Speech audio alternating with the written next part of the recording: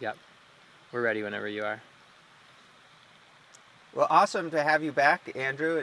It's been 10 years and a lot of things have grown and changed and just keep on evolving in a place of more growth and biodiversity. And for those of you that are new to this spot, this is Seven Seeds Farm. We're in Williams, Oregon, which is in the Klamath-Siskiyou bioregion. And for those of you unfamiliar with that, that's pretty much Redding, California to Roseburg, Oregon. And it's one of the most biodiverse coniferous forest temperate ecosystems on the planet. And we're here at 42 degrees north latitude, about 2,000 feet elevation on the slope of a 7,000 foot mountain called Sugarloaf Mountain. And I've been farming here for the past 25 years, a wide variety of crops from medicinal herbs to vegetables, flowers, herbs, and seeds. And within the last 15 years, we've started a seed company called Siskiyou Seeds, and that's really honed in our production of what we grow here to be a bioregional seed hub with about 750 varieties of vegetable, flower, herb, and grain seed that we distribute throughout North America. We also have a couple hundred fruit trees and nut trees and berries and shrubs as part of a diverse permaculture agroecology. And we'll look at water systems today and ways that we're trying to drought-proof this farm by storing water and releasing it slowly throughout the season, because we live in what I refer to as a winter rainforest and a summer desert ecosystem. So even though we have 4 seasons, we do have that rainy season, dry season that's typical of the tropics. So figuring out how to spread out our water budget over more of the year has been an important part of making this farm work, and also while restoring the local landscape. I think this will also be a good place to talk about how, like, where the farm is situated, like Okay. on the north slope, because we, could put some graphics in, kind of like Okay. the intro. Yeah. Yeah, that sounds good. Yeah. So this farm is an old homestead that's on the north slope of a spur off of Sugarloaf Mountain here, and we have a year-round stream flowing by. And North Slope is significant in this ecosystem because it's going to be a wetter part of the landscape. We have snow up on the mountain that melts throughout the season, whereas on the south slopes it's hotter, drier, and more fire prone. So in terms of long-term resilience of all this effort we're putting into this farm, being on the north slope has a lot of benefits. Another one that tears into our seed work is that if we can be successful growing things here, then there's a high likelihood for the seeds that we sell that somebody will be successful there, because we're in a zone 7 climate at the edge of a zone 1 subalpine zone. So it's not actually the most ideal farming location. So it's sort of like how athletes would train at high elevation so they get that benefit of more oxygen efficiency. The same with developing seed varieties in a more difficult site under low input organic systems means that when they're in somebody else's garden in a more favorable location, it's more likely they'll thrive. I'm ready. Are you ready? Yep. Okay. Well, hey, you guys, welcome back. It's been a decade since we did this last, and a lot of things have changed. Do you want to come see, what has grown up, what worked, what didn't work, and how we're changing it to be better going forward? Nice. And you said, what you did say, do you want to? But then Yeah. you didn't just, Oh, yeah. let's. Yeah. Let's go check out all the things that have changed and how the whole system has evolved and developed, and the new elements that we've added since 10 years ago to just keep moving in the direction of a resilient water harvesting permaculture landscape. That was Perfect. great. Yeah, Yeah, let's that get was one good. more that's like about like maybe highlighting like we've learned a lot in 10 years. I want to share Okay. with you kind of some Like of the things. all that stuff with that. Even just like something small like that. You don't have to say all this stuff again. Yeah. necessarily. Well, we've learned a lot in 10 years, and part of that's because there's no one else to model after, and we're a bit of a pioneer in this. So there are things that we thought would be a good idea 10 years ago that now we're looking at in a different way and adjusting and redesigning to hopefully be a better system. Cool. Nice, yeah. I think, yeah, maybe just one more thing about like, we're excited to like share this with folks, share Yeah. what we've learned. Okay. Yeah. Yeah, and I'm really excited to share this with people because I feel like there's a lot of benefit to this system that could be applicable in many other landscapes to drought-proof, create better fire resilience, create economically viable, biodiverse farm systems. And yeah, one more thing. All right, I'm ready when you are, and I would suggest looking at Andy when you're doing Okay. you're talking. Sounds good. Yeah. Okay, I'm rolling. So most of the people that come to this farm for the first time, one of the questions they ask is, how do you fill the pond? So we have a 2-inch gravity line, black poly, and this is a 1-inch line teed off of that. So this is all from gravity from a legal water right we have from this year-round stream. So this represents this 1-inch pipe, just the valve only open like a quarter of the way. And we fill this pond from the creek because we're on a ridge here and it's not naturally filling being in the valley. Valley ponds are dangerous when you get a 50 or 100-year flood event. Many of them fail, but if you build a pond on a ridge, it's much safer, so all that embedded energy into the earthworks is more likely to have a longer lifespan. And you also are applying the principle of storing water as high on the landscape as possible because you pretty much can't go higher than the primary ridge. So the dam of this pond is in the shape of a horseshoe saddled on this ridge here. Why don't you do a little intro? Yeah. You know, tell us like how long ago this pond was Okay, built. yeah. Yeah, just like here we are at the, Yeah. at the main, whatever you call this pond, you know. Okay. Yeah, so here we are at our uppermost main storage pond, and this was designed as part of an advanced permaculture design course back in 2001 with Tom Ward and Randy Carey and a group of students who already had a background in permaculture. And then out of that, we built this pond that's about 17 feet deep. It's about 200 feet across, and from my calculations, stores about 1 million gallons of water, or 2.5 acre feet, which is oftentimes how water storage is measured. Yeah, I think something like about like how you keep this pond full throughout. Okay. Yeah. And we strive to keep this pond full all winter and as long into the season as possible because we have a valve that we can open that we can utilize this water to irrigate the landscape. But we try and keep it as full as possible for not only percolating down in and recharging the landscape, but also a place where for if there was ever a wildfire that a helicopter could pull a bucket out.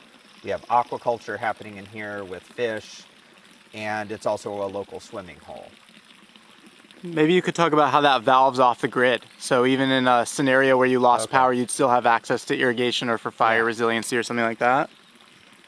A really big benefit of this type of irrigation system approach is that it's completely passive, works on gravity with no electricity. And the primary valve we have running through the dam is a 4-inch steel pipe, so really strong, with a brass valve that does not require anything other than the turn of the valve using your hand to access a tremendous amount of water for irrigation or fire safety using gravity flow pressure, not only to fill it, but also to distribute it. And how about just something a little bit about your water right? Okay, yeah. So we have a water right from our stream here, and water politics in Oregon is really complicated. I'm not going to get into that, but we basically have access to 0.1 cubic feet per second, and that equates to as much water as you can put in a 2-inch pipe. That's about 36 gallons a minute. We're allowed to run that 24/7 for the duration of our water right. And then after that, we move to when the water right gets cut off due to just drought and downstream users determining they're not getting as much water because water rights work with seniority. So we have a 1937 water right, which isn't actually all that old compared to the oldest water rights in the watershed that are 1858, which is the first year basically there were settlers here in this area of Oregon. And after the water right gets terminated, we have this water stored here and in a few other ponds and a well as backup. So between those sources, we have water year-round. And in the 26 years of farming here, we've never run into a situation where we didn't have enough water. Maybe you could do a little bit on kind of advocacy around like the difference between using your water right in this way versus just like terrible ag practices of just like depleting water. This is actually working to help rehydrate the landscape. So it's like a little bit different than how most people are using their water, right? And I was also going to say, I guess it kind of follows up to you. I was going to say, like, just talking about how, like, this pond is part of the system, you know? Okay. Just mention, like, oh, this is part of this whole, like, interconnected system. Yeah. And we'll go end up seeing. Well, maybe that's the end, is like, and we're going to go see the whole system or something like that. Okay. So that might tie in with you. Yeah. And upon moving here to Oregon and seeing the way a lot of the older farmers and ranchers irrigated, which was usually flooding from a ditch just over the land with no valves or those big cannon sprinklers that they're running 24/7, even if it's 100 degrees out, it's always been a high priority for me to figure out efficient means of using the water to honor the resource and the blessing that we have of a stream and a way to access the water. So we use a lot of drip irrigation, the flood irrigation where we're not throwing the water in the air and it's just going on the earth and percolating in. A lot of passive water storage with swales. And we'll see that this pond is interconnected into a multi-pond system with swales and keyline canals to fan the water out over the landscape and allow it to percolate in, whether we're doing this actively to irrigate crops or passively when it's raining. We're following the principle articulated by Brock Dolman that we should slow it, spread it, and soak it, as opposed to most irrigation systems are not based on watershed pattern design, but upon a pipe shed of just speed the water off the landscape and not making the most beneficial use of it. And how do you feel like that's actually sort of emulating the beavers? Yeah. One of the ways I describe the system when people come here for the first time is that it seems like a lot of impact to do all these earthworks and using machines and moving the soil around like this. But we have to remember that not only did we, genocide the indigenous people off the landscape, that we're managing with fire for millennia, a really resilient system with a lot of biodiversity, but we also removed the beavers and cut down most of the old growth forest. And the beavers in the old growth forest and indigenous cultures, I believe, worked in concert to maintain a sponge on the landscape so that the rainfall that we got predominantly in the winter, like fall, winter, spring, was able to stay in the soil, in beaver ponds, and in the immense biomass and mycorrhizal root systems of old growth forest, and then slowly be released over the summer. And I've talked to old timers that said that before the old growth forest was cut down, particularly on the coast, that it would rain once a week here in Williams. And there's an old saying, trees make rain, and those big old forests, they absorb, pull the clouds in, and I truly believe they make the rain. So this is really stage one in a longer term restoration project that really should be a multi-property approach of landowners, whether they be private landowners or land managers like the Bureau of Land Management, BLM, or the Forest Service, working together to restore and rehydrate the landscape. And I believe that what you see here in a small scale, that we could be applying on a broad scale throughout the degraded landscapes where we've removed the old growth forest and removed most of the beavers. And this is basically emulating that approach. Maybe you could talk about how rehydrating the landscape makes forests more resilient to fire. So it's not just like using this water in a fire emergency, but this water is helping being stored in the ground, in the trees, making those forests more resilient. Yeah, and sure. And look at me, right? Yeah. Okay. Yeah.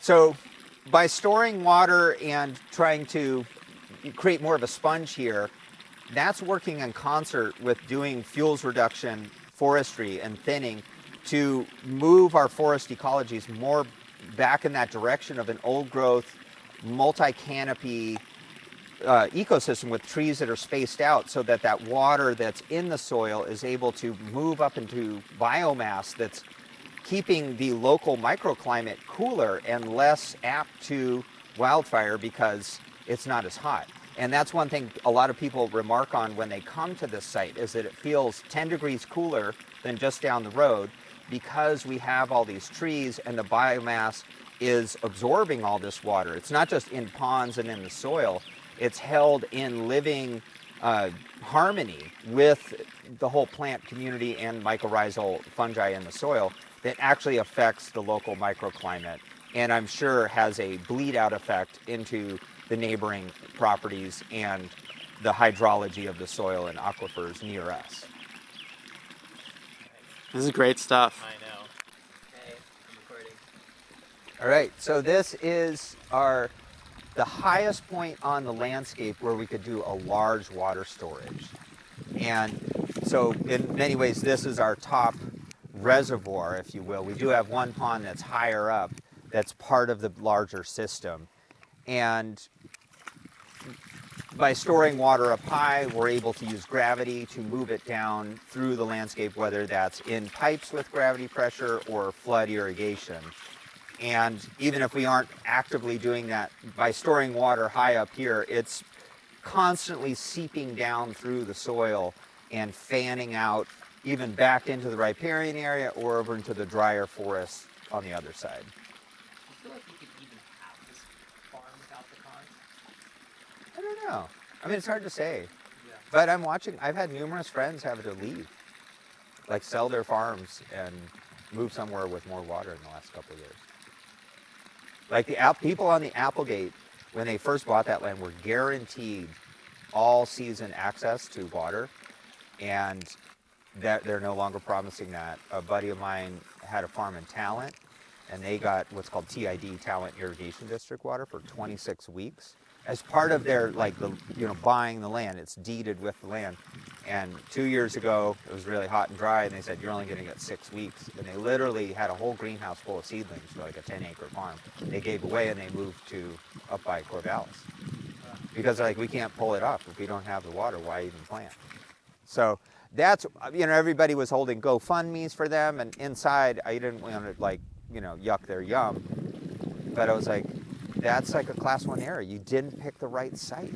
You have to look at that water's the most important resource in these dryland ecosystems, even though people think of Oregon as like, oh, it rains all the time. Well, it's like we have pretty much June 1st to oftentimes the fall equinox, late September, where there's no rain that you can rely on. So you have to, I think that's your most primary consideration of a site is there water availability that's guaranteed? And coming through a ditch with all the legalese of that, I don't know if that's actually very dependable anymore. So by storing water in ponds, we know this is ours. Yeah. Yeah, I want you to say again, but maybe a little more in a soundbite of the whole fact people are I know people have had to leave this land because they ran out of water. This pond is what gives us the long-term resilience. Yeah.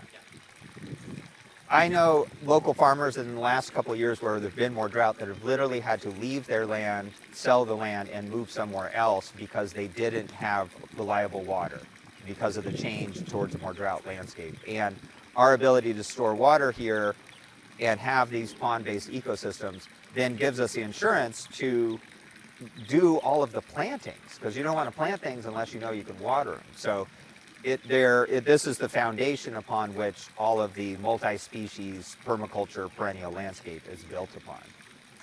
What about the feeling of security that you have, Yeah. knowing that your farm is Yeah. in. Well, a couple of years ago, 2 years ago, we had a wildfire that came the closest to our farm in the 26 years I've lived here. It came within 12 miles of the farm. And while everybody else was freaking out, I actually had a fairly calm sense because of all the ponds here. We now have 9 ponds here and all the water storage and the landscape being more green, hence less fire prone. So I believe we've not only created a resilient system in terms of being able to grow all the plants through the season, it's also created greater fire resilience that I think that this land would be able to weather wildfire much better than had we not done this. Do you feel like people will still be farming this land right here in 100 years from now? Yeah, that's one thing I've considered is that if I were to walk away from this land today, will all the ponds and the swales and the various terraces be enough to just passively capture and store water to sustain what are now 22-year-old fruit trees and shrubs and berries and the like? So that's the idea, is that it gets easier and easier over time so that whoever follows me in farming this land, they have an easier time of it because the plants are just tapped in to their own water source, instead of us, the land steward, needing to irrigate them. Maybe you could talk about that even just in relationship to kind of like permaculture principles of like building systems that will start to take care of themselves and be resilient in that way. Yeah. Systems that mimic natural systems that, you know, nobody's irrigating a forest, right? Yeah, and that's one thing I look at when, you know, when we consider like how are we designing this farm, is just look at the native ecosystem. You have huge pines and oaks and other trees that don't get irrigated at all, like it works. So in that part and parcel of the keyline water harvesting and distribution systems work with the multi-species permaculture plantings to create a system that over time requires less and less work, so the effort goes down, but the yield is going up and up and up, because as trees get bigger, they make more fruit, more nuts, and more shade that again helps reinforce the benefits of the water being stored on the land. Yeah, I just wanted to hear you say something like how we have achieved water security. Yeah. Yeah, in a way, I believe all the ponds and the interconnected systems has created a model in which we have water security here on this farm. That's not one of the things we need to worry about, is not having enough water, because we have redundancy on all things related to water. That could even be like the, you know, like you sort of like kind of flash like a line being like, we have water security on this farm. Yeah. You know, like it's sort of. Yeah. I mean, it's been interesting, like I said, watching people have to sell their land or move or bitch and moan on social media about not having. I'm like, I don't want to say I told you so, but or that Tom Ward and others before had, you know, highlighted the importance of, if you don't have water, you're not in the game. So. Yeah. I think it's great. Yeah. Oh, I was still filming, but I won't put it in the video. Okay.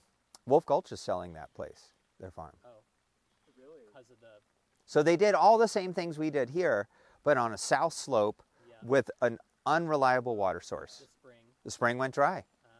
And that was it. The spring was their everything. Yep, their lifeline. And so being on the north slope, it's like we have 3 seasonal creeks, this year-round creek, and over at the corner of the property is a huge, like, little river. We don't have legal access to that one, but in a worst-case scenario, there are redundant water sources besides rain. So a lot of that is your choosing of the microclimate here. Yeah. That would be nice to just say that again, like how essential you feel like here, like how essential you going on the north side of that mountain, you know, enhanced your, created your water security. Yeah, and maybe even frame it as like, everyone thinks you want a south-facing slope, right? Yeah. You know, and talk about, well. Yeah. When we first moved here to the valley, you know, we're up here where I had used to farm in California where we had a longer season, so south slopes are more attractive that way because you really have a longer season. I would say about 2 or 3 weeks earlier than here at this site where we're on north slope. But I knew that water access was of paramount importance. So being here on north slope, our crops may mature later, but we have the security of knowing that we're not going to run out of water due to the fact that north slopes just hold more water, and that's where springs run longer. So this spring-fed creek flows all summer, even in the hottest, driest stretches of July and August. Have you ever seen it go dry? No. Yeah. There's some certain stretches down low where at the end of the day, there's little pockets where it goes underground in sand, but by morning it comes back, because basically on a hot day, all these trees are pumping all this water out. Yeah. And you can watch it morning, night. It's like clockwork. Good. Yeah. Okay. I'm ready. Okay, so up here, we're at our uppermost pond, which I built about a dozen years ago with the idea of storing water like a water tank, more like a pressure tank, if you will, so that we could pump water from our large pond up to here. And from our large pond through the pipe that goes through the dam, we don't have enough gravity pressure to run sprinklers in that vicinity right down there. But if we pumped water up here with a small solar DC pump couple solar panels, we wouldn't need batteries or an inverter because we only would have to water when the sun's shining, so no need for batteries. We'd get an additional 17 psi from my calculations from how much higher we are. So then all of a sudden we get to where we have gravity pressure. So this pond only needs to store enough water to irrigate for a day. And right now I haven't been adding any water, but the water level could come up about 3 feet here. This just represents what has fallen in here from rain and percolated down in. But over the years, one thing I've noticed is it provides an excellent wildlife drinking hole. There's hundreds, if not thousands, of polywogs in here, and it's a more of an ecology. And basically, you plant water and you plant more biodiversity of all kinds of life in a location. And obviously, for fire, having water throughout the landscape makes sense. So I would like to, over time, I just dug another pond about this size with an excavator, build a dozen more of these, 2 dozen more, scattered throughout the forest. So again, in terms of looking at water storage and holding water high in the landscape, fanned out, but also dovetailing into fire restoration, forest ecology to avert wildfire being as much of a risk. Because a pond like this only takes about 2 hours to build with an excavator, and the benefits far outweigh the short amount of time that goes into it. Since we're talking about like 10 years later sort of thing, maybe you could talk about like, we did all these like little tests and we're seeing how things go, and now that we know this works, we're ready to scale it up and implement it on a larger scale, something like that? Yeah. So a key part of the permaculture design process is to be in observation, go into assessment, and then move into design. And then after you've designed, you go back into observation of how did the implementation of your design work. So, about 10 years ago, we did a big wave of development here. And then a decade before that, we did another wave of development. And now I'm in the assessment phase of how to augment, modify, and redesign to be a better system. And the only way to really know that is through the empirical experience of observation and actually living with these systems, of how do they work, how much time do they take, are there liabilities or problems associated with these various aspects.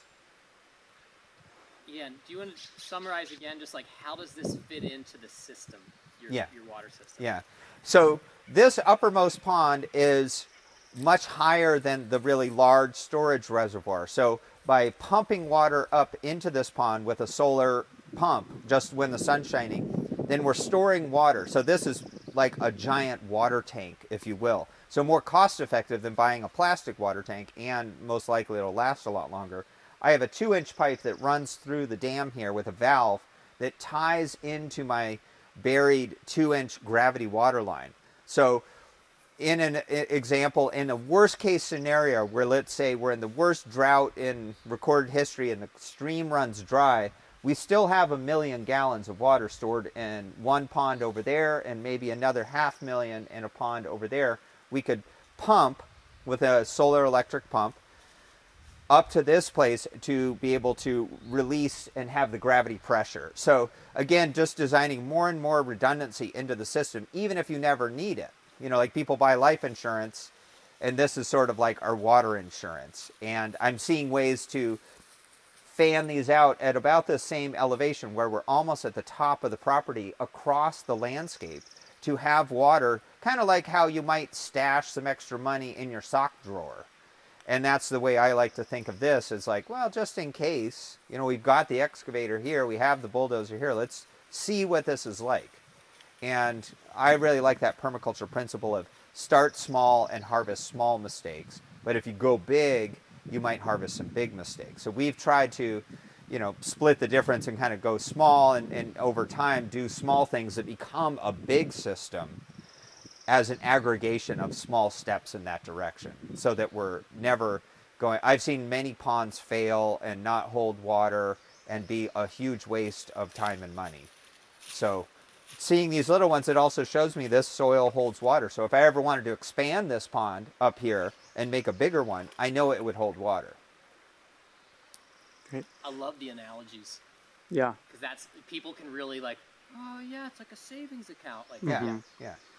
One thing you mentioned that you kind of just like said in passing was like, yeah, we've got 1,000,000 gallons over here. Yeah. Maybe you could like state the numbers again and like give a little bit more energy to that. Like, yeah, we've got 1,000,000 gallons like of water. maybe like what you feel like the total, like the number of ponds and the total Yeah. amount of storage you think. Yeah. Okay. Well, we farm about 10 acres here. Of that, about half is pasture, and the other half is carefully tended annuals, perennials, and fruit and nut trees.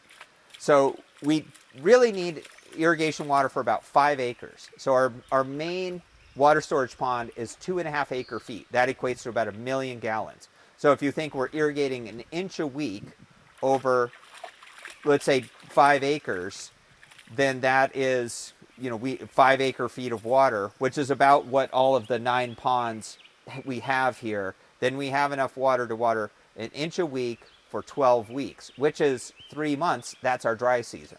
So we've created an insurance account with the amount of water stored.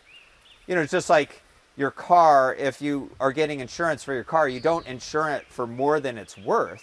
So in terms of the amount of land we need to irrigate, that's the amount of water storage that we need for this landscape. Even though we do have a year-round creek that we can pull water out of, that just-in-case scenario, it makes sense. And also, I think for agriculture to really be in harmony with the native ecosystem and all the other species that we share the landscape with, we need to move away from taking water out of the streams if we want to see salmon restoration and steelhead populations rebound. So how can we move to where we're storing the 4 feet of water that falls on this landscape in the winter in water storage and take less and less water out of the creek over time? Yeah. What advice would you have for someone who was like looking for property as far as, water and stuff? What to look Yeah. One of the things we looked at is when we were looking for farmland and what kind of site would work is, are there ponds in that neighborhood? And looking at a soil map to see what kind of soils are present. So we have 4 different soil types here. And on one side of the creek, we have clay type soils, and the other side of the creek, it's more of a silt soil. So on silty soils, you can do swales and keyline canals, but you can't really build ponds because the water will just sink back in. So look for sites that have clay soils. If you have neighbors, you can see if they have ponds. And if you can't talk to your neighbors, you can go on Google Earth and just zoom in and look and see, are there ponds in that neighborhood? Because that shows you there's a higher likelihood of being able to do it. Then once you're on the site, you dig test holes. You don't just start digging ponds. With a backhoe or an excavator, you dig test holes and see how they hold water. And we did all of those steps before buying this place and implementing the system that we did. Okay. All right. So here we are at what we call the toe of slope of our largest storage pond. And running through the dam of the pond, I have a 4-inch galvanized steel pipe that allows us to access the top 11 feet of the water depth. So the pond itself is 17 feet deep, but we laid this down on the original grade, and as you can imagine, some of the pond is dug into that part, which is fine because we never want to drain the entire pond because there's fish and newts in there, so we always want some amount of water left behind. But 11 feet of a 1,000,000-gallon pond is still a lot of water. So the reason we use steel here, I've seen many people use that sewer pipe, plastic pipe, but you can imagine if this broke, any part of this, then our pond would drain. So we don't want that to happen, and I actually have spare valves down in my shop just in case they get hit with machinery. And then I have a T right here, and this valve goes into my buried 2-inch irrigation system, so I can take water out of this pond and irrigate any point below it through my existing buried sprinkler system, although usually the pressure is only enough to run drip irrigation, which is by and large what we use to water our seed crops and our vegetable crops. Then this is a 4-inch valve. And then at the end here we have a T, so the water doesn't just fire hose and blast down, but that T kind of stops it and directs it each way down this keyline canal or terrace. So this earthwork down here has a 1 foot drop for every 100 feet of horizontal run. So the water moves slightly that way and that way. Some of it will go over the crest of the canal down to the next one. But from here, it begins its journey zigzagging down through the landscape and then filling another pond that's about probably 250,000 gallons. That's about 11 feet deep down there. And then when that overflows, it goes into another keyline canal that goes into another pond and then another long keyline canal. And then at that point, another large pond dovetails into that system so that we can take this water and fan it out over this whole 5-acre field down below us. Through this pipe, I can actually send the water across the creek. We have another field that's about 3 acres, and I can run drip irrigation or a sprinkler, because over there I have a silt loam soil and you can't build ponds. So when we were first setting this up, we actually used a backhoe and we dug down about 8 feet to see what the soil was like down in there. And we got down to really sandy, gravelly soil. So if we were to build a pond on the other side of the creek, it would just drain out the bottom. So over there, we focused upon making swales for catching and infiltrating water and directing the system more towards large woody perennials, hazelnuts, chestnuts, locusts, that type of thing. So I'll go and open up this valve, and this is how you would do rapid flood flow irrigation. So I can quickly send a lot of water into this keyline canal, and now it's going to begin going each direction down this way and then eventually zigzag back down around. So this is based on the keyline system. I'm going to turn this off because of the sound. The keyline system was developed by P.A. Yeomans, and the seminal book was called Water for Every Farm. It was written in 1954. And what really impressed me about that system was that they're in an area of Western Australia where it only gets to be, or perhaps, I'm sorry, maybe Eastern Australia. I think they get 11 inches of rain a year, and just all with rainwater storage in ponds and this type of zigzagging canal, ditch, swale system, they could irrigate about 700 acres in an area that's much hotter than here and much drier than here. So if it can work there, it can work here. And really, I think the same principle could be applied on any landscape. And as a case in point, you can see as we overview this farm that we have a fair amount of slope. So you can imagine moving water with gravity is made a lot easier when you have slope. One of the machine operators who helped us build this pond, I was talking to him and I realized it maybe was coming across as a bit of a parochial tone. And he'd been doing machine operator work his whole life, and he's like, yeah, I got it. Flood irrigation. He's like, trust me, I helped design and build the sewer systems for part of Miami where they had to do 1 foot of drop for every 8,000 feet of run because Miami's so flat. He's like, this is easy. We got this. And that also taught me that if you are doing this kind of work, that the people who are doing the machine work are a great resource, and to ask for their feedback, ask if they've designed similar systems and in your region, because they'll be able to provide a lot of insight into things you might overlook about this type of irrigation system. Because like the average, like when you say keyline canal, like people just aren't really going to understand because it's very jargon. Yeah. So maybe like explain like how the canals are off contour versus off one contour. Okay. That might be more. Yeah. More like. And I call them micro terraces, and I think people understand terrace agriculture. Yeah. So the way we distribute this water once it comes out of the pipe is through creating a ditch, but it's not a very deep ditch. It has a more gentle contour, so you can walk or bring wheelbarrows or garden carts or trucks or tractors across it. We've come up with a term we call a keyline canal because it's used as part of a keyline irrigation system, but it's akin to a terrace, and most people are familiar with the terrace rice fields you'd see in Southeast Asia that are stair-stepped down a hillside. So you could see these as micro terraces. So we're on about a 5 to 7% slope here, and you can imagine our fields are these terraces bisected by these slightly off-contour canals. So that's why we call them a keyline canal. A contour canal would be another one. And it requires simple surveying work that really anyone can be trained to do in about a half hour to determine what is the elevation contour of your land, and then you are going slightly off that in order to get the water to move. This is different than a swale, which we have in our east field, is all laid out with swales, which are dead level ditches across the slope. So when a swale fills up, it's like a long skinny pond, and every point of water depth is the same. Where this, we want to get the water to move, to take it from this point and get it to go that way, and zigzag down through the landscape. Ozzy? Wait. I think that was good. I think that Maybe one thing could even just be like the speed with which you could just like run up here and open the valve. You know, it's a really simple system in an emergency scenario.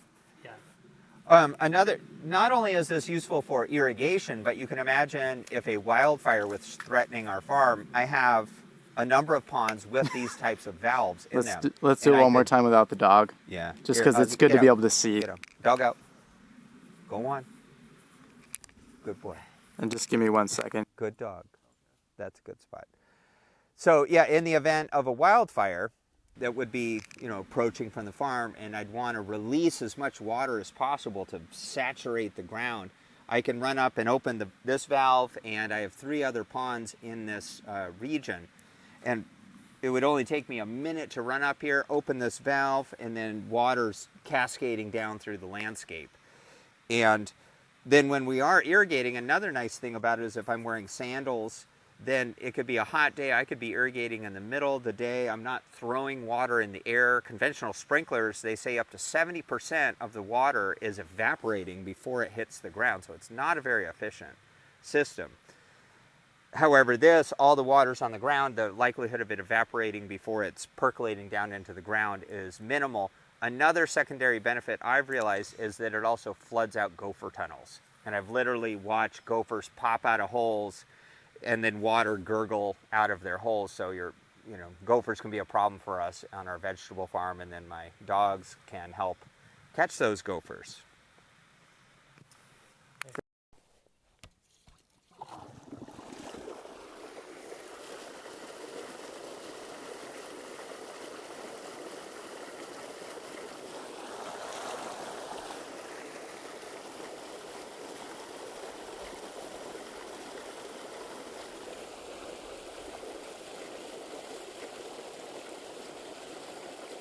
For it.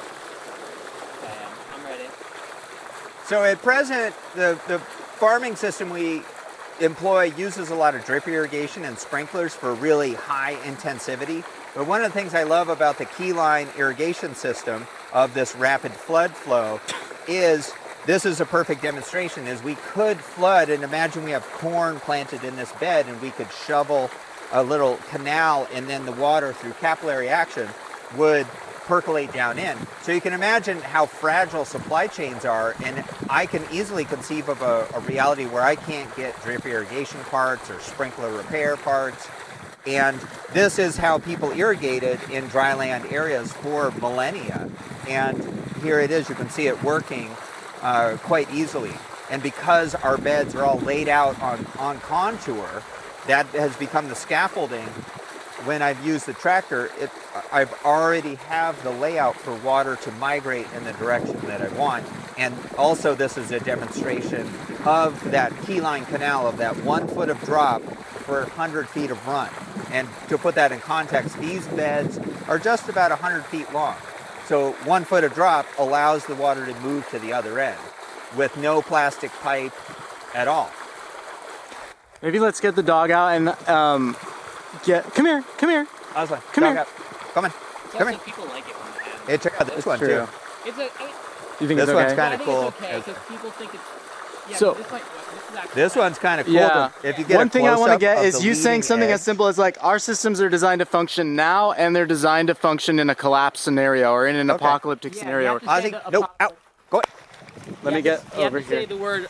You have to say apocalyptic. Okay. They're and like say like I think the multiple function pieces. Yeah. Whenever you're ready. Okay. Out. Go it. Out. Go on.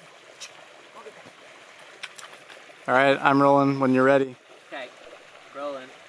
So kind of behind permaculture, one of my teachers said we always have to put on our Dr. Doom hat and imagine in an apocalyptic, industrial collapse situation, like, would your systems still function?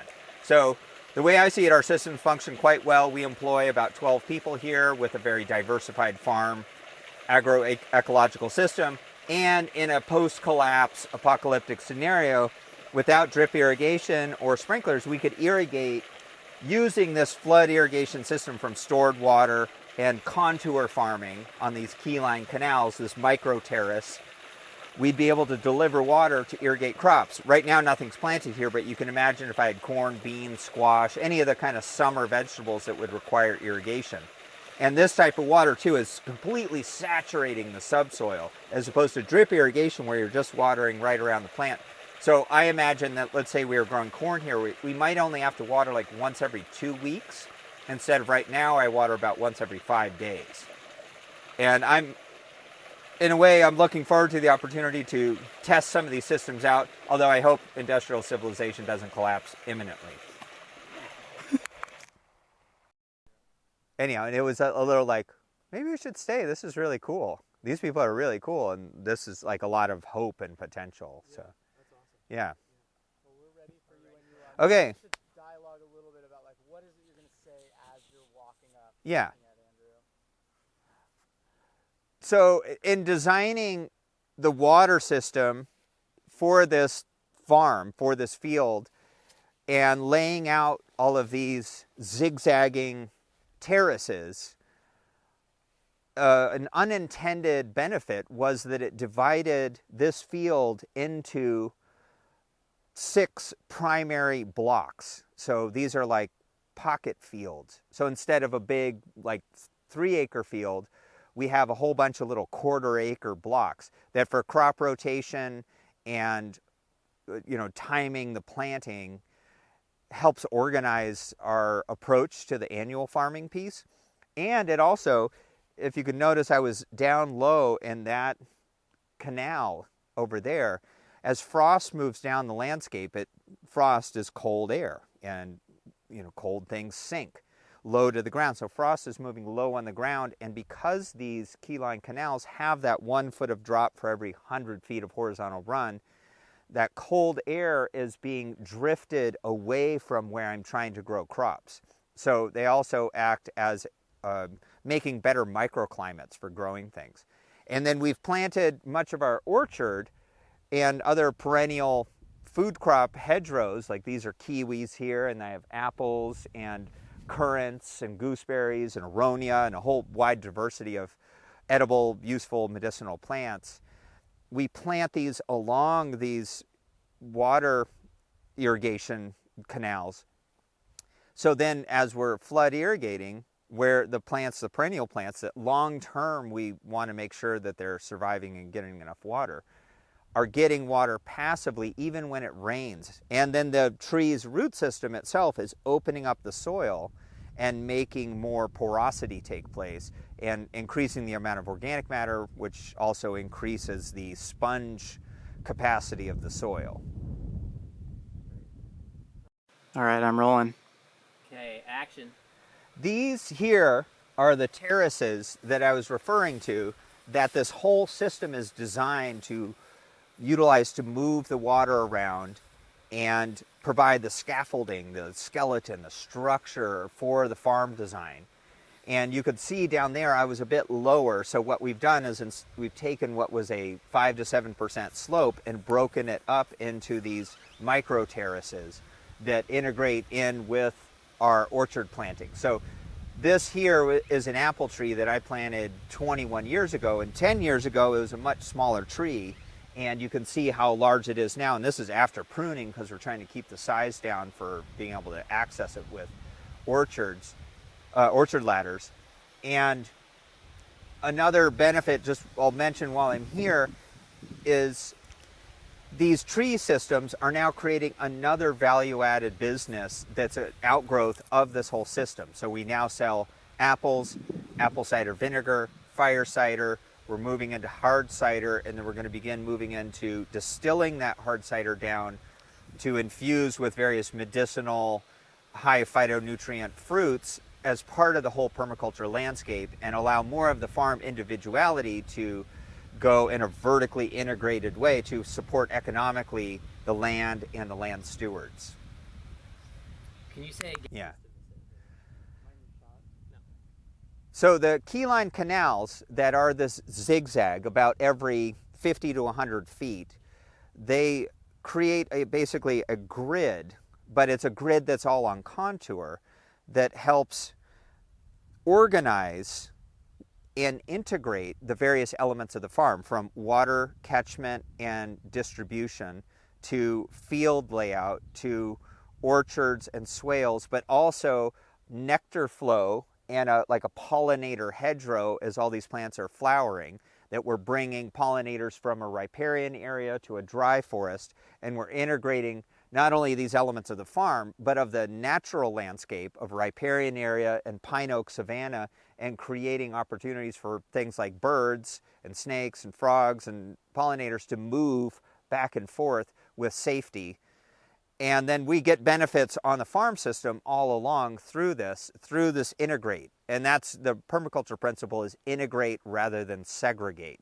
So we don't have our vegetable fields and our orchard or our grazing land and then the annual cropping. They're all integrated in together, and we have so much more edge because of that. So this is an area that when there's no leaves on the trees, I'll use portable electric fencing and allow the sheep to come in here and graze underneath, which is, controlling the grass, but also allowing the manure to come down. We'll do that in the fall as well, when we have fallen apples, and the sheep thrive on those extra calories, those extra minerals and vitamins, and it cleans up what would be a pathogen later, because a fallen apple is going to be a host for the codling moth and other diseases that would affect our primary crop. And these are things, I didn't come up with all this right away, but over time I feel like the diversity of the design creates an invitation into a what if. What if we grazed the sheep over there? What if we flood irrigated this? What if we added, a row of kiwis here?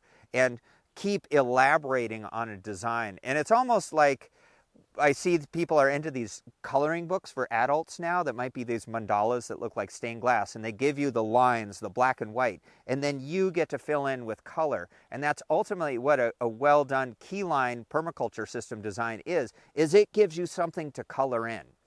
And what it's coming, that black and white, is coming from the land itself, because we have to be in service to the slope and the aspect. So we don't get to decide that. But then once we install these systems with bulldozers and other heavy machinery, then we get to fill in the blanks of that and make this beautiful design emerge, that over time, as all that integrates more and more, new possibilities are added. Just like each instrument in a symphony is great on its own, but they build and add this incredible sonic tapestry. And that's we're seeing happen here. So we're 26 years into this farm, and I can only imagine, 50 years in, where maybe it's totally passive and I don't even need to do anything. It's just purely from the rain and these trees. Imagine how big they're going to be in another 25 years. And maybe livestock is able to just free range graze underneath here, and pigs and cows and sheep and turkeys and geese and ducks in this whole symphony. And really, that's what the permaculture system was moving towards, was 70% or more of the landscape is self-managing perennials. And right now, in order to pay for it all, we're growing annual seed crops, annuals and biennials, and a little bit of perennials that take a lot of high intensivity. But every year since we started this project, there's less annual land, and the perennial part and the grassland part just keeps growing.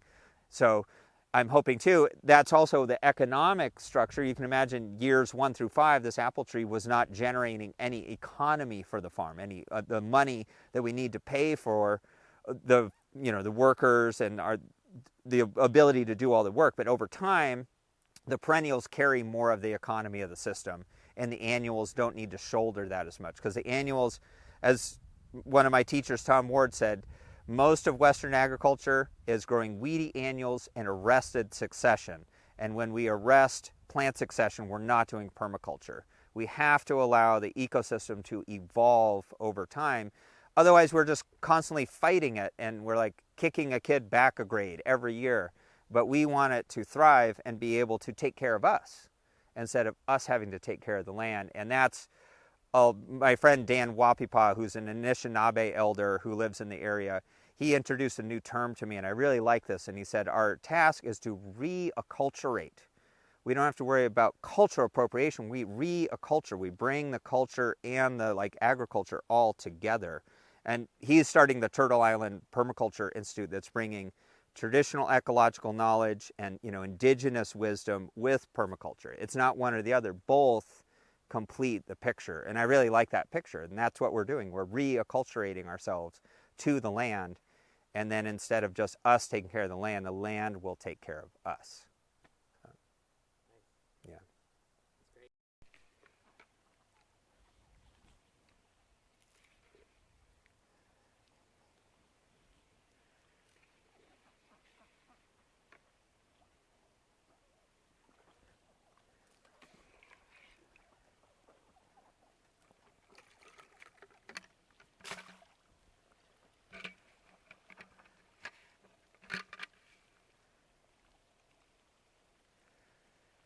Why don't you just go right into talking about it? Okay, so this pond is about 500 feet below the large pond, and it's about 10 feet deep when full. Looks like it's about a foot down right now.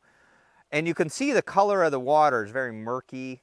We have about 15 or 20 ducks that live in this area and forage around here. This was built 21 years ago, and you can see the size of the willows here. So this pond used to get a lot of sun, but now it's shady all the time, and a lot of organic matter falls in from the leaves of the trees, also the duck manure and feathers, and also they're dibbling at the side to get snails and worms and stuff. They're adding more silt. And also, because we're on a slope, below this whole zigzagging system, it actually drains into that side. When we get a lot of rain, there's water just zigzagging down through from runoff from rain that pours in here. So any fertility or erosion is also in here as a nutrient sink. So while I haven't done this yet, at some point I will pump the water out of here and use probably an excavator to harvest that really nutrient-rich muck down at the bottom, and then fill it back up with water. So you can imagine without all of these swales and ponds and canals that fertility and water would just wash off the land and away. But these types of systems capture it, and we're able to retain it and recycle it here on the farm. The floating aquatic vegetation I was throwing in there is a water fern called azolla. Common name of it is mosquito fern, and I believe there's 19 species of it globally, and it's really integral to rice-based or any aquaculture systems in Southeast Asia. An amazing thing about it is it's 45% protein, and it fixes nitrogen. So it's a very rich source of fertility, but also feed, and the ducks relish eating it. And so we cultivate this in tanks and other ponds here on the farm to have a continual supply of it.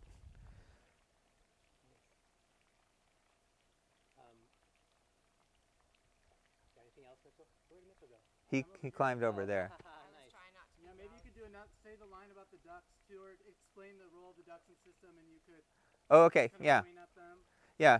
So the ducks here, an important part of why we have ducks, besides duck eggs and feathers, is in the winter I open the gates of this paddock, and they're allowed to free range around the farm. And one of the unintended side effects of planting all this water with all these ponds and swales and maintaining a lush green environment year-round is that we have a lot of slugs and snails.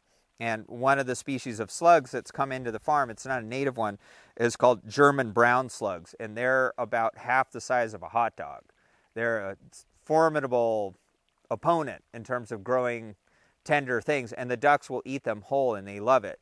So letting the ducks free range has really, we got to a point a few years back when we didn't have as many ducks where I was really having to look at, can we grow things like lettuce and kale and leafy greens in the spring when the slugs are out. When it gets hot, the slugs hide in the shade, but getting more ducks has made that a non-issue. So again, permaculture is, integrate rather than segregate. So allowing the ducks to integrate into the system works really well for us, but we can't let the ducks be out in the field when we are growing kale and lettuce and things like this, because they'll eat it. So it's all about this timing, kind of let the ducks get in there, clean up the slugs, and then plant the lettuce. And it's working, thankfully. Do you want to say the part again, just like the sort of intro of like, here we are at the, like, I don't know if you have a name for this, but like at the bottom of the system, or something Yeah. like that. Here we are lower down in the system at our middle duck pond. We have 3 duck ponds here, and because you can see the water color gets kind of green and gross from all the duck poop and stuff, we rotate the ducks just like you would rotate livestock like sheep or cattle or goats to have more forage for them. So they're a really important part of our system. We have this flock here, and then there's a lower pond that's integrated actually into gray water systems for the farm that has more ducks down there. And they're just an important part of, they're filter feeders. So they're filtering this water and then growing themselves in duck eggs from what washes off the farm. Perfect. Yeah. One more thing you might want to say is about the willows. Yeah, okay. Let me get in the... Should we curve around more? Or? Yeah. Okay, we're ready. Okay, so one part of these pond systems is growing willow. And the willow has multiple functions. It shades the water, so we get less evaporation out of the water. It's cycling nutrients, so all the leaf drop is building fertility over time. And we've been coppicing these ones. And coppicing, for those of you who don't know, is cutting them back to stimulate new regrowth. And that new regrowth oftentimes is long, slender shoots that are perfect for basketry, any kind of wicker wattle fencing or furniture. People use it for local, what's called willow texture, like architecture, but with willow for building various outdoor garden structures. And my whole neighborhood, there's many people that come harvest from these willows. So these, you can see the size they are. They're up about 2 feet in diameter. I started planting those with basically cuttings about this size that I hammered in with a mallet. And you can see in 20 years with access to abundant water how much they've grown. And they're also, you can see the roots over here are holding the soil in place too, because every now and then we can get a really big rain event. So the earthworks work hand in hand with growing trees, because the tree roots help stabilize the soil. The earthworks slow the water down and allow it to infiltrate down in. And over time, again, we're doing that action of the beavers of allowing the water to infiltrate down in. And if there were beavers here, willow shoots are among their favorite food. Nice. Duck eggs is a lot of times when we get new workers or interns, they're like, I don't like duck eggs. So I'll invite them, we'll do a blind taste test, and we'll do either a scrambled or fried duck egg and chicken egg. And people almost always, if they don't know what they're eating, prefer the duck eggs because they're just richer. But there is an interesting thing when I'm feeding, sometimes we'll hand pick slugs back before I had more ducks and feed them a whole 2-gallon bucket of slugs, and just to imagine eating those eggs. You can't taste it, but it's just a mind thing. That's odd, but they're a great way to convert what we don't want into what we want. So all ponds have an inflow and an outflow, and right here is the outflow, the spillway of this pond here. And this spillway eventually zigzags down and around about 1,000 feet into another pond. And it's just this subtle, it doesn't take much to move water, this subtle, shallow ditch. So I'm standing in the outflow of this duck pond, which is just this shallow ditch right here. So when that pond fills up, either through rain or adding water from the creek, it flows out this way into another keyline canal and zigzags around into another pond. All right, go for it. All right, so we're standing in the very first earthworks that we created here at the farm, right when we moved here. And this is a road that we use to move around the farm, but it's also canted into the hillside a little bit, and it has a drop going this direction. So that duck pond, when that overflows, it actually zigzags down through here and water moves this way.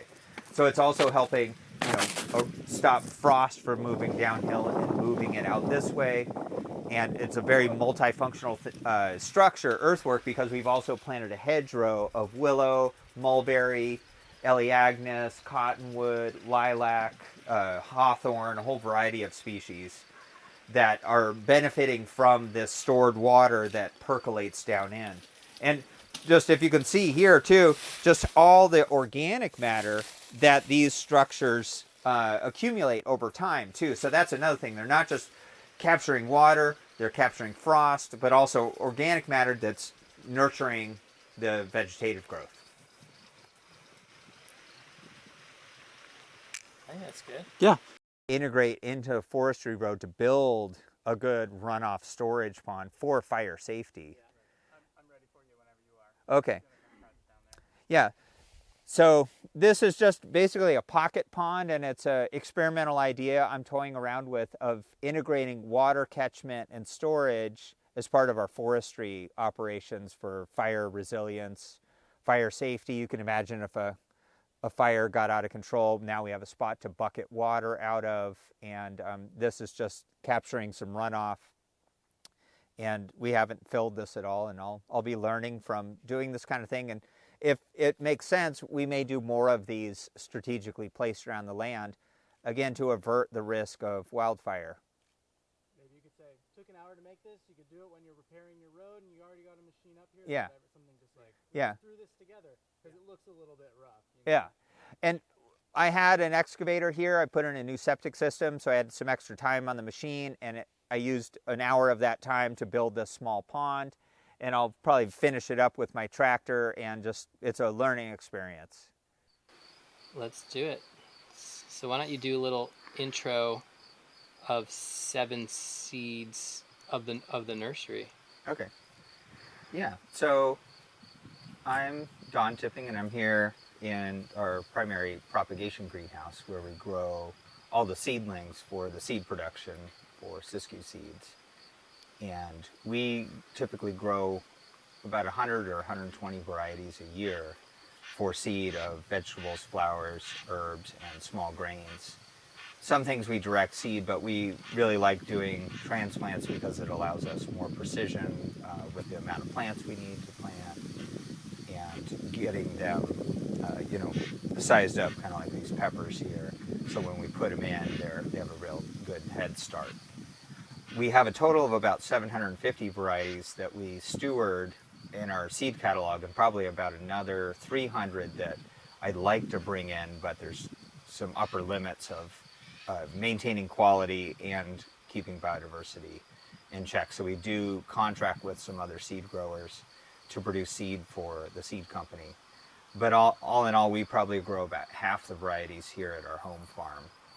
And some things we don't have to grow every year, most things, where we'll grow like a 4-year supply of seed in 1 year. And that helps us manage the isolations, because many of the vegetables and flowers in particular, and some of the herbs will cross-pollinate. So for instance, there's basil here in front of us, this Thai basil over here, and that would cross with sweet basil or a lettuce leaf basil. So this year we're growing Thai basil as the basil we do for seed.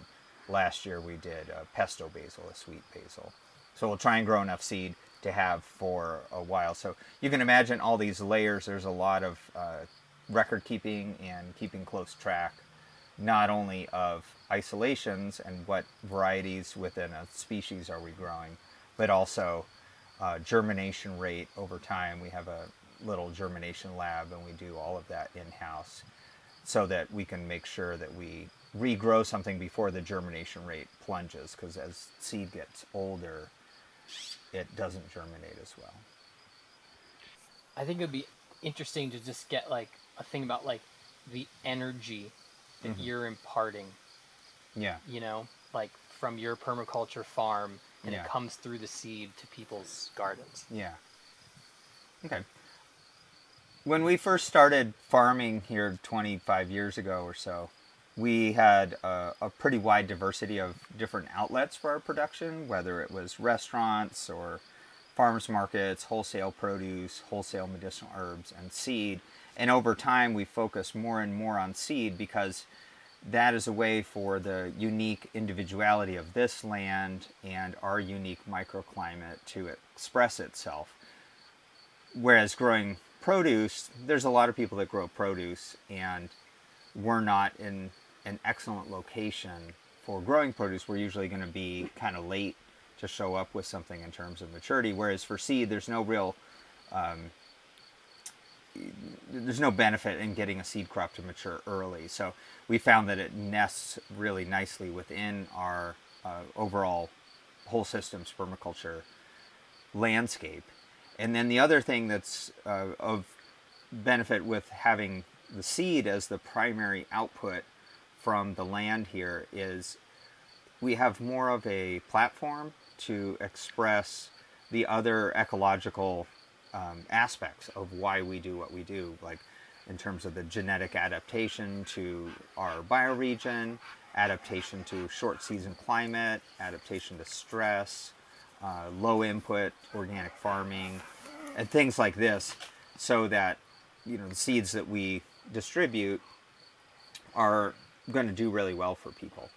And then one thing that we've really put a lot of energy into in the last year is having a pretty comprehensive like growing tips blog aspect of the website, where usually about every 2 weeks we're writing a new blog post about how do you grow basil, or how are you successful with sweet corn, and what are the other kind of considerations you want to make with growing a particular crop. We just produced a couple downloadable PDF charts of how do you germinate the various seeds, which a lot of the vegetables are pretty straightforward. Most people who've been gardening for a while understand it, and those seeds germinate fairly easily. But as we move into flowers and medicinal herbs, many of them have very specific requirements that would not be obvious, whether it's the seed requires light to germinate, or you need a cold stratification period, which stratification basically means you got to put it in the fridge or let it sit outside in the cold for a period of time. Some things require scarification, which is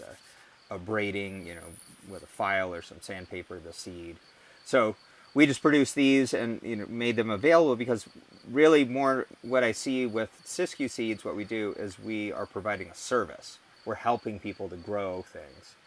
It may seem like we generate a product, but without the information, a great seed is not going to grow well unless you know how to grow it well. So that part is cool too, because it's also harnessing what we're learning from the land through having a deep inquiry into permaculture. It's that information we're able to translate through the seed company to help others be successful. And in a way, it's the land teaching other people about how to be successful growing a wide diversity of plants. I think you could get a little bit metaphysical. Okay. You know what I mean? Yeah. Like, I don't know, just how you're transmit, how the transmission of the. Yeah. Oh yeah. I just yeah. know okay. that I know you can. I mean. Yeah. So. I've been a student of biodynamic farming for almost 30 years now, and one of the tenets of that is the idea that it actually was very well articulated by Masanobu Fukuoka of the natural farming fame, and it's that the real goal of agriculture isn't the growing of crops, it's the cultivation of human beings. And Rudolf Steiner talked about that too, that we're cultivating consciousness. So I feel like one of the things that we're doing here is allowing the individuality of this land, all the unique elements that come together, whether it's the physical elements or the unseen elements, to move through the seed out into the world. And on a very materialistic level, you can imagine how on our, let's say, 5 acres of production, more or less, we could only grow so much food. But in terms of seed, that seed is able to touch tens of thousands of people, if not more, in terms of actually in their gardens, and then the concepts and ideas ripple out from that point. So that farm individuality is like the essence of this land, of the unseen forces, all of the physical elements, you could even say like the nature spirits, elemental beings moving through the seed and with more vigor. And that's why we do our germination tests here, because sure, let's say we plant 100 pepper seeds in a germination test and we see 91 of them sprout. That's helpful, but what is the vigor, which is something you can't put a number on. There's no way to quantify vigor, but it is something when we do the tests ourselves, we can see. And that's how we decide when we regrow a new variety. It's not so much when the germination rate goes down, that's one element, but it's the vigor of like when we put those seeds in we use these little petri dishes to do our germination test. Are they popping up? Do they give you this feeling like, we want to grow? Or is it like, we're tired? And when we see that we're tired kind of result, that's when we know it's time to pull that from the website, and then it shows up to the customer as sold out. And we regrow it because we want to be expressing the vitality of the land that we see all around us in nature through the seeds. And ultimately, in going back to that idea of growing human beings, I think that's why most people garden. They want to feel vital. They want to feel robust energy. And if you start with vital, robust seed and grow vital and robust plants, and that energy is being, stewarded all through the process, and and then there's a culinary element that happens further on down the line that we can help with recipes and stuff, but also ultimately there's a je ne sais quoi with how somebody takes the produce out of their garden or farm and makes it into something that's a magical meal. And that's one of the things studying biodynamics that it really taught me, is that we don't grow food or medicines or herbs purely for calories and minerals. We're growing it for the life force, and there is an element beyond which you can't measure that is really only made possible by honoring and recognizing that there is something ineffable that we're trying to keep space for, so that it is never eliminated. So, like we make our own potting soil. We don't buy any fertilizers from off farm. It's all from this land. So again, it is the terroir of this place, and trying to work with other farmers that get that that's ultimately why we do all this stuff, is to translate that terroir that is a subtlety, a sublime, that is palpable when it's there. And it's also palpable when it isn't. I think if you just said something like when you're buying our seed, you are buying, just that would be like a good little... Okay. Yeah, so when you get seed from Siskiyou Seeds, you're not just getting the varieties that you see, you're getting the product of almost 30 years of the evolution of a permaculture whole systems approach to land stewardship and the growing of plants. And so all the water systems and the fire ecology, forestry, and all of that is going into this in one way or another. And you could say, oh, that sounds like too much, but we're taking biochar from our fire adaptation forestry and mixing it into our potting soil. So on a very gross level, it is. And then there's something beyond that, and you're getting that in the seed. And then that's able to, land in your garden and jump out and bring all of that energy with it.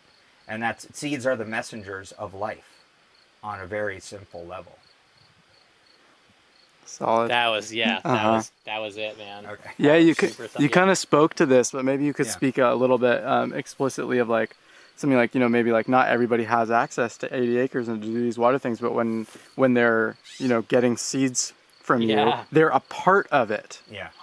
It's building the broader web of connection between urban, rural, all these different things. Yeah. And we might want some royalties for some of these ideas here, so talk about it later.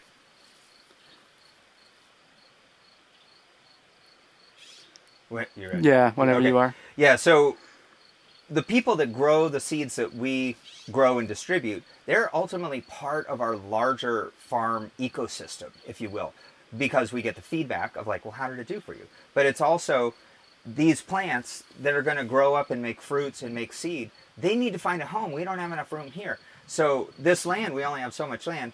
And by working with seed, it's able to actually like take flight and take wings and go be part of your garden or your homestead or your small farm or whatever, and then incorporate that, even though there might be great distances between us, as part of a larger whole agroecological web and network.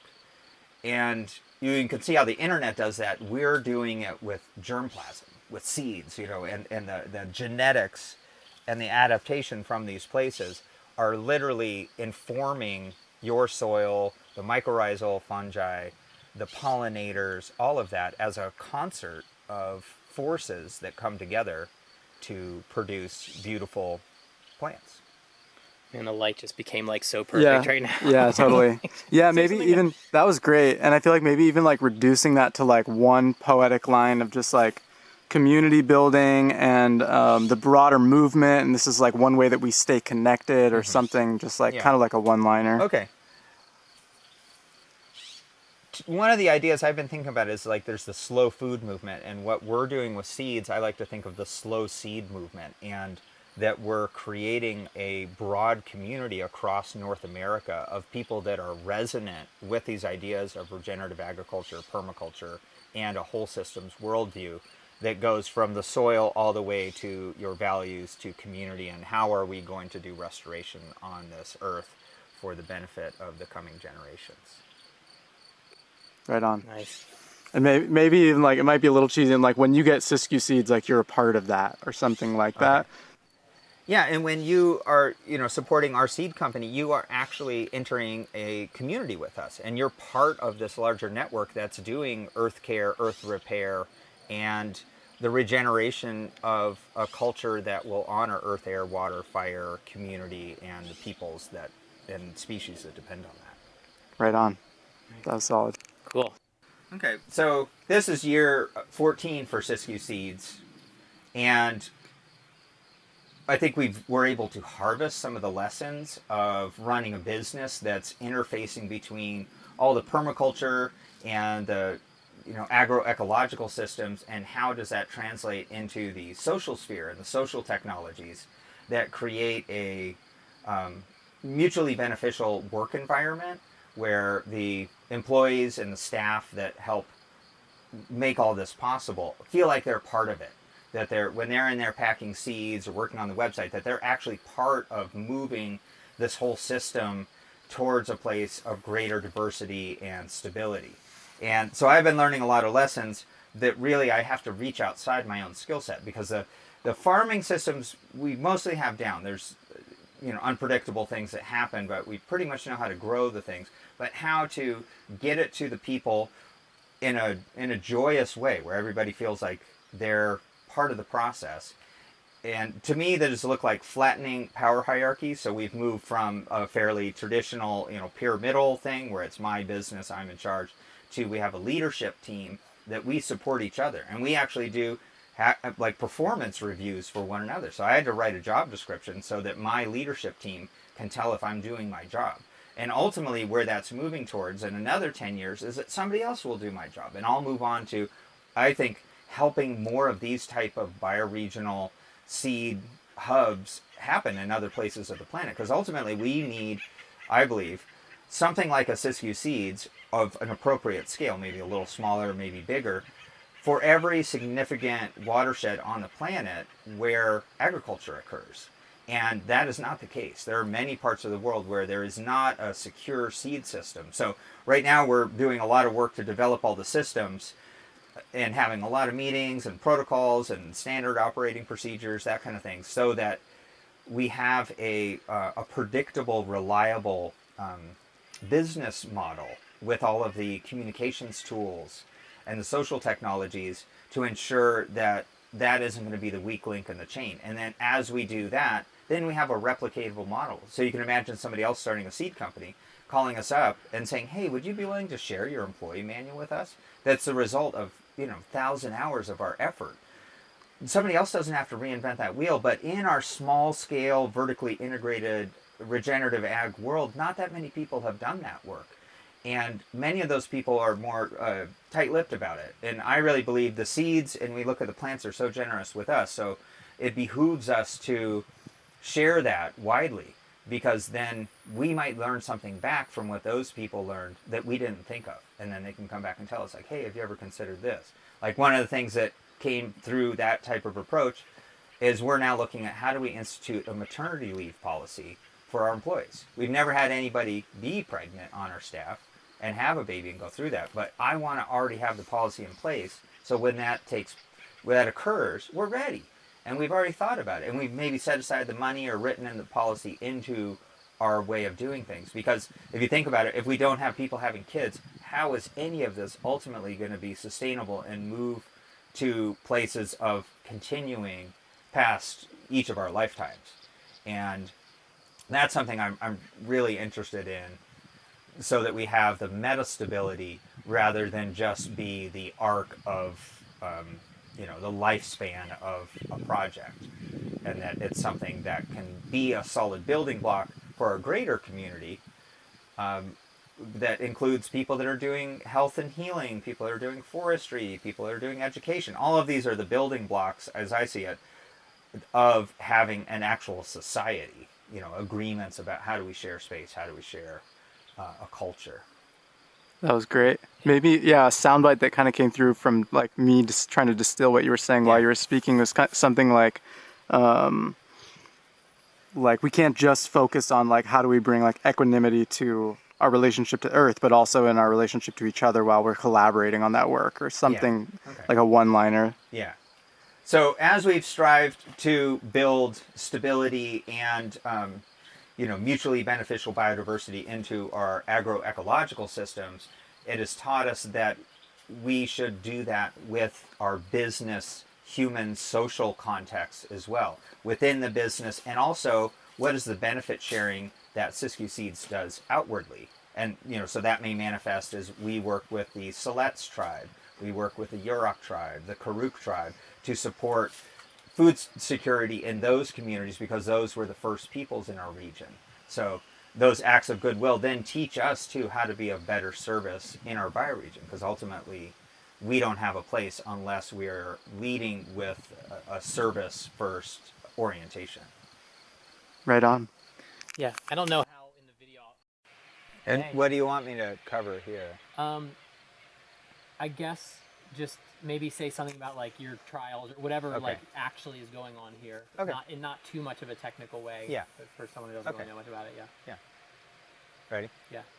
Okay, so as we've focused more and more on quality being essential to our seed company, we've devoted about 10% of our production ground to doing R&D, research and development. And that applies to seed, that's going to look like variety trials. Like here we have a butter lettuce variety trial. So we have about 10 varieties that we carry in our catalog, but we added about another 20 to just assess like which are the best ones, which are the best tasting ones, the prettiest ones, which ones are most bolt resistant, and just learn. And then we have data where when we say this is the best green butter lettuce, it is for our area.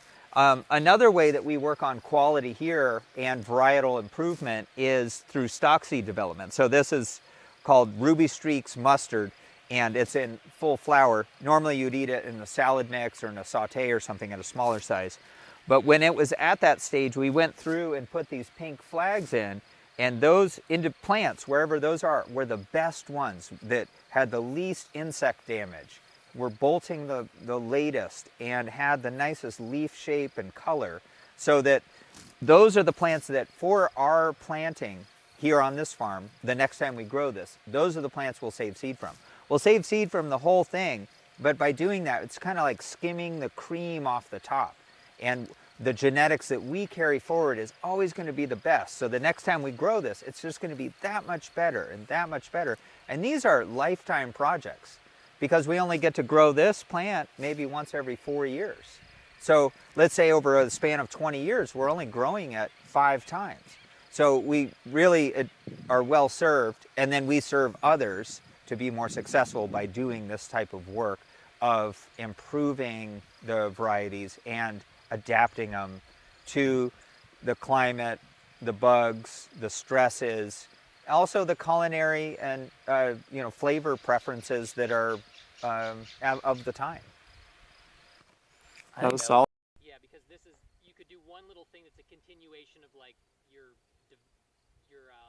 management units. Yeah. Okay. For it. Okay. So we're here in a 1/4 acre production block where we do seed production, trialing, and breeding that is situated in between our permaculture keyline water management systems and hedgerows. So above me is a hedgerow and down below is a hedgerow where we're also doing production, but this is a contained block. And it's where we are doing our farming, but it sits nested within the larger permaculture landscape. Yeah, so even just something like directly like these are row crops, but it's right in the middle of a food forest or Okay. something like that. Yeah. Something a little catchy. Yeah. So this is a pocket field of row crops right in the middle of a food forest. Perfect. Yeah. And you can look at Andrew for this one. Okay. You ready, Mitchell? Yep, go for Keep it. going. So this here is a radish breeding project I've been working on for the last 15 years. I call Purple Sunrise, where I crossed a round purple radish with an elongated French breakfast radish that was red and white. And I'm going for an elongated purple and white. So I keep doing selections where I'm growing a whole bunch of radishes, digging them up, and taking the 3% that look like what I want. And so we'll get seed from this. And eventually we'll have this variety nailed down. But this is the kind of work that keeps it interesting for me on the farm. Yeah, maybe even something like, this is such a great channel for my creativity out here, or something like that. That's like a pretty extensive project, right? Yeah. Yeah. Over time, the plant breeding keeps me engaged because it challenges my creativity and it really turns agriculture into art because we're creating new varieties, novel varieties and flavors that haven't existed before. And then that gives Siskiyou Seeds a little bit more of an identity rather than just having the same old heirlooms that everybody else has. That was solid. Yeah. Yeah, I'm ready. All right, we're ready. Okay. The small grains that we grow and steward are predominantly ancient grains like this kamut, which also goes by the name Kharosan wheat. And it is a grain that existed and was in cultivation long before modern industrial farming changed wheat to be a high gluten, high protein crop. So for people that are gluten intolerant, many people can eat a grain like this, and they're beautiful and often are used in floral arrangements, wheat weaving, and things like this.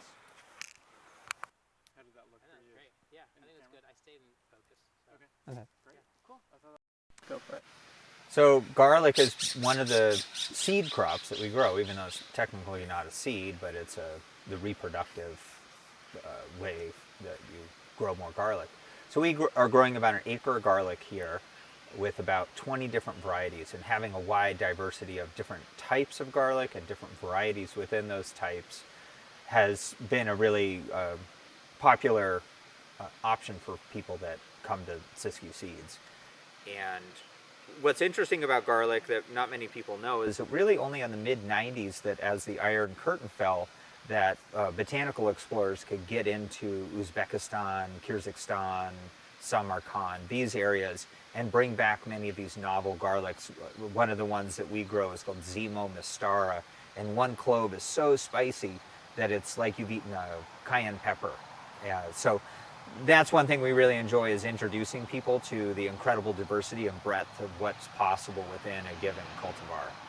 And garlic also fits really nicely into our rainfall pattern because we planted in the fall. Here we are at the end of May, and we'll be harvesting in a few weeks here. And then we get to cover crop this, and it helps balance out the overall farm ecology because this zone will go through the summer as a cover crop, nourishing the soil, but also more drought resilient than a crop that requires a lot of water. Nice. All right. All right, go for it. So here we are in one of our garlic blocks. We're growing about an acre of garlic, all for seed. And while garlic doesn't produce true seeds, we just take the bulb and you break it into cloves, and each clove becomes the garlic seed. We're able to sell all the garlic that we grow through our website because we grow a really wide diversity of garlic types and also varieties within those types. Most consumers are familiar with really just one or two types of garlic, but there's many varieties from where garlic originated, which is Uzbekistan and Kyrgyzstan and that area of Central Asia, that have really unique colors and flavors and shapes and are also much easier to peel than the traditional garlics that most people are familiar with. So that's something that I, for one, and I believe our whole team here really enjoys, is growing and then introducing people to new crops and new types of crops they may be familiar with. Right and on. Garlic, because it's planted in the fall, you grow it mostly when it's rainy here in Oregon, and we're here almost June 1st, and we'll be harvesting this garlic in about a month. And so it's a better, like, drought-proof crop for our region here. Nice. And maybe you could say something about, like, it's not just important to grow a diversity of species, but a diversity within that diversity or something like that. Yeah. Yeah, so in addition to growing a wide diversity of species here, we grow a wide diversity of the cultivars within a given species. So we have about 6 very distinct, unique types of garlic we're growing here. And within each of those types, we're growing multiple species. And some of those are ones that would not be commercially viable on scale for one reason or another. Like, for instance, we have one called German White, and it only makes 4 to 6 cloves per bulb, so your multiplication rate is fairly low.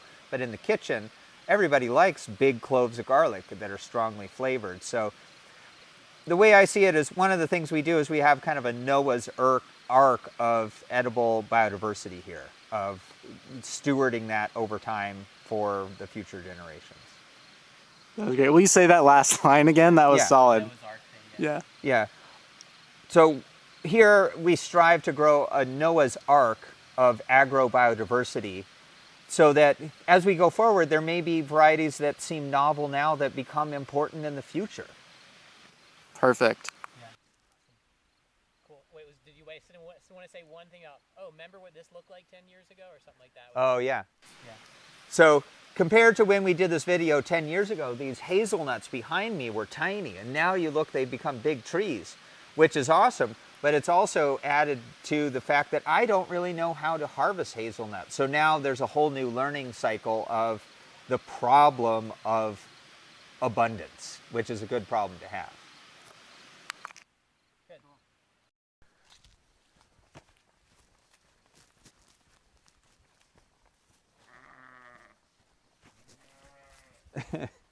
I'm sorry, I forgot.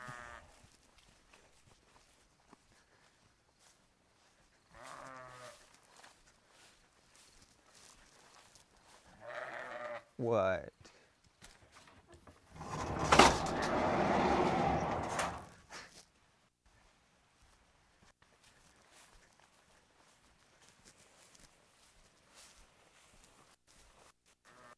For it. Okay. So this whole system comes from the water, but here we are returning to the water. This is Spring Creek, which is our water source upstream, where that feeds the system along with rain.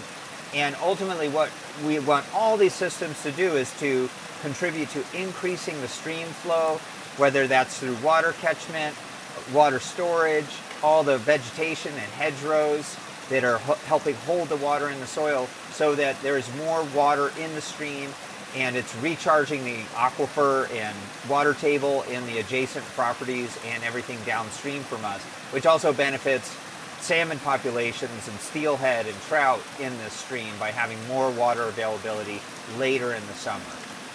Yeah, and then before you guys moved here, the stream was intermittent, right? Yeah.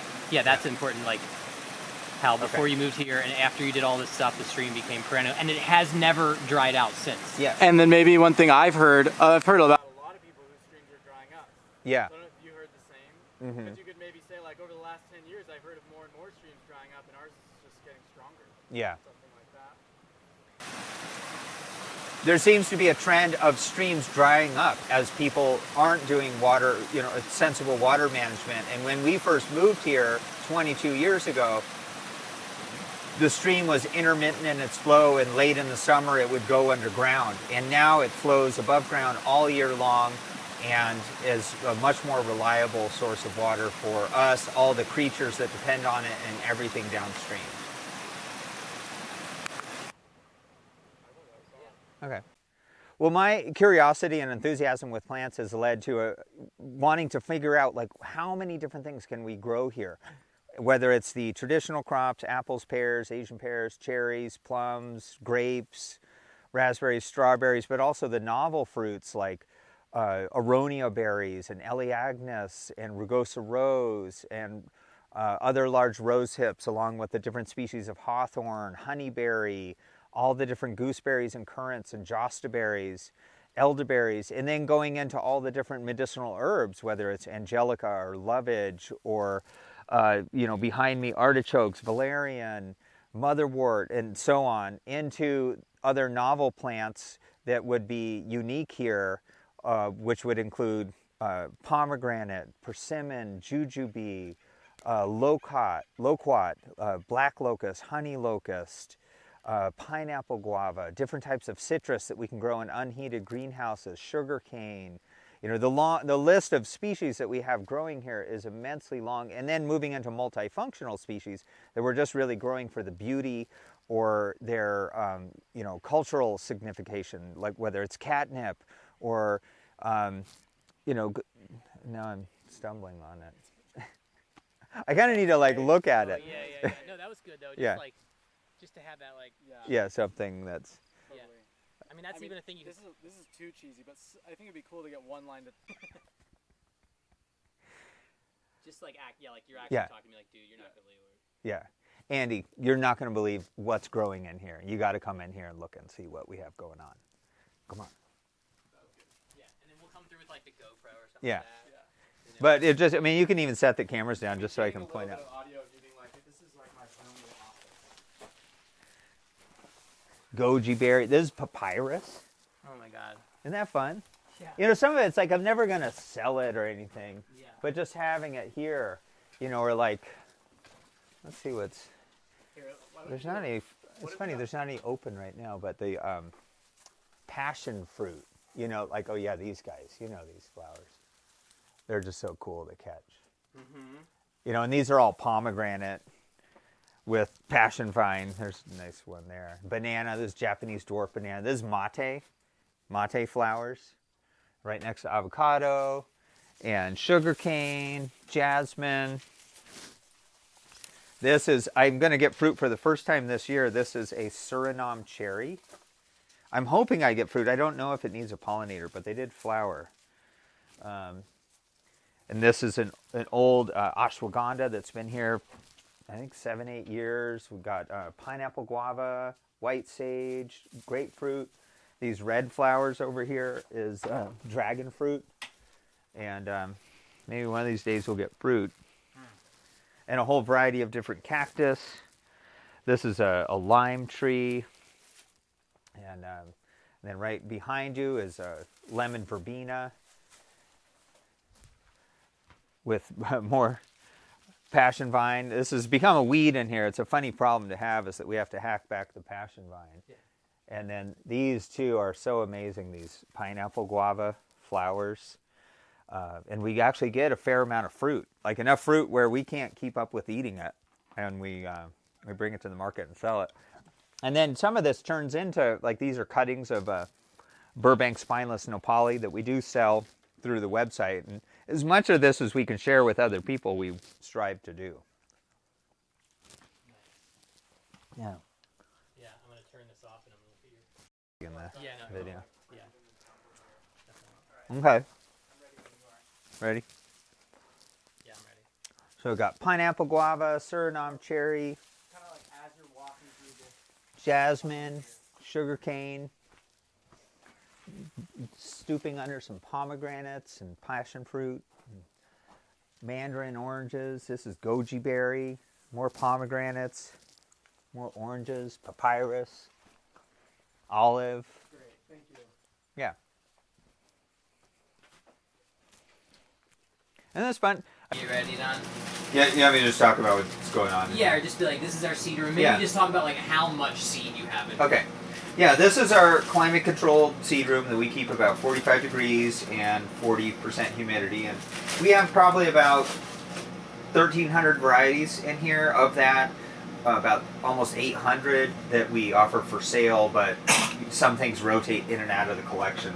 So like these are beans, and this is where we then take the seed to fill packets from. So all of these are drawers full of different things. Like for instance here, this is all Columbia cabbage. That's a lot of cabbage seed. And then we have another seed room for our backstock and cover crop. But the key is keeping seed cool, dark, and dry. So this is a very well insulated, cold, and we keep it dry with the dehumidifier. Because the value of all the seed here, if we were to put it in packets, would be far in excess of $1 million. So, you know, we have a special fire insurance policy for this space, and you know, a lot of safety protocols because we're really stewarding the bioregion seed supply in many ways. Maybe something like, this is what resiliency looks like. Just something like that. Like, you know, I'm like, this is like way more badass than like opening a gold vault or having guns. Yeah. Yeah. The way I see it, maintaining a bioregional seed bank, if you will, and this is an in situ, meaning that we're actually growing it here where we're keeping it, rather than ex situ like the Svalbard. And this is what an important element of resiliency looks like. Of, okay, we've got the seed part covered. Who has the other elements covered of what makes a resilient, regenerative culture? That was it. Nice. You know, things like this, where this is backstock, and we love these spin tops. You know, so here's we call it River Spirit Rainbow Corn, and so I can do that one more time. Yeah. In just a second. I'm gonna get set up, so you Okay. can hold on.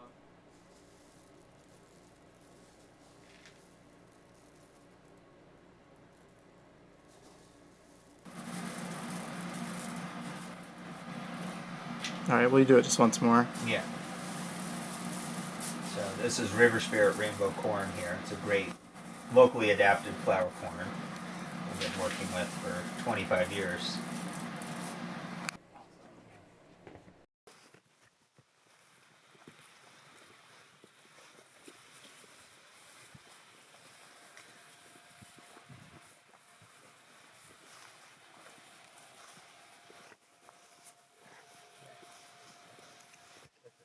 You have enough, like